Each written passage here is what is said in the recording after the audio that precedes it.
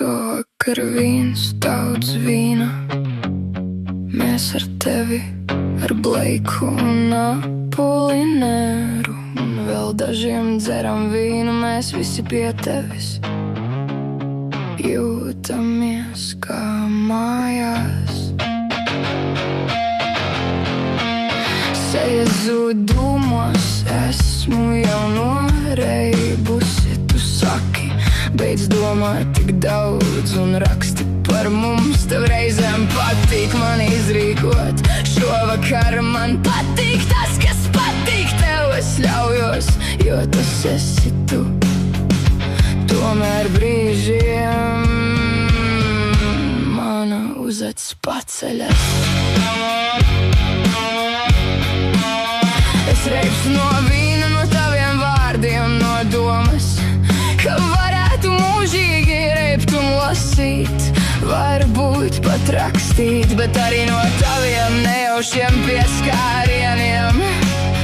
No tavas balss, tu esi tik daudz lasījis.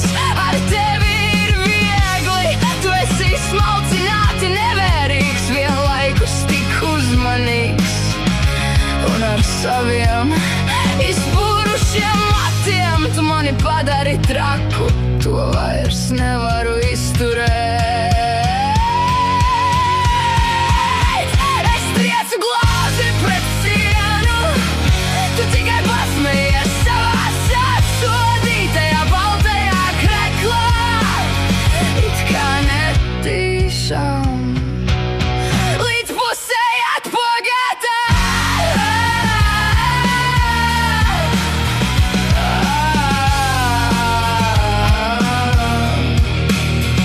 Tu lasi man dzeju un skaties uz mani un vēro.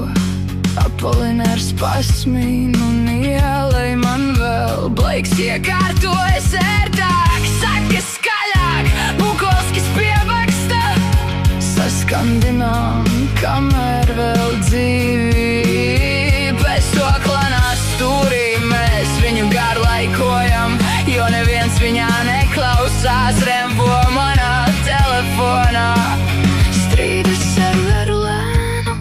Es viņam saku, ko gan tu izdarīji. Ak, Dievs, es atkal sajaucu, mēs visi reibstam.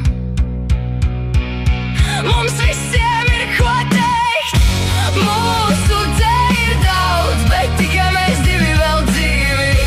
Tikai mums diviem vēl puls, silta miesa, dzīva dvaša. Tikai mums diviem no rīta sāpēs šī nakts, jo starp mums ir tikai mūzika, literatūra un māksla.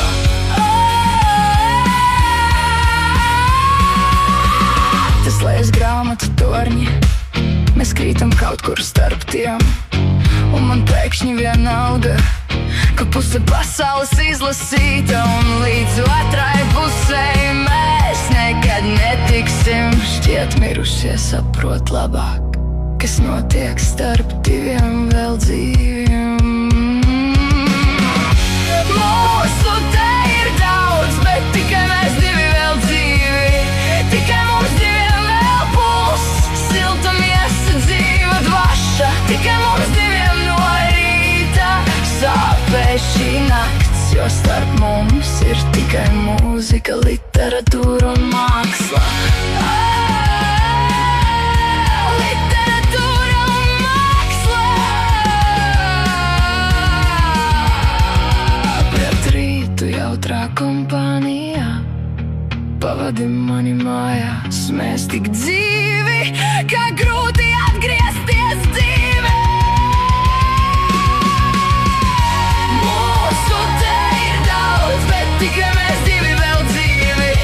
Tikai mums diviem vēl puls, silta miesa, dzīva dvaša. Tikai mums diviem no rīta sāpēs šī nakts, jo starp mums ir tikai mūzika, literatūra un māksla.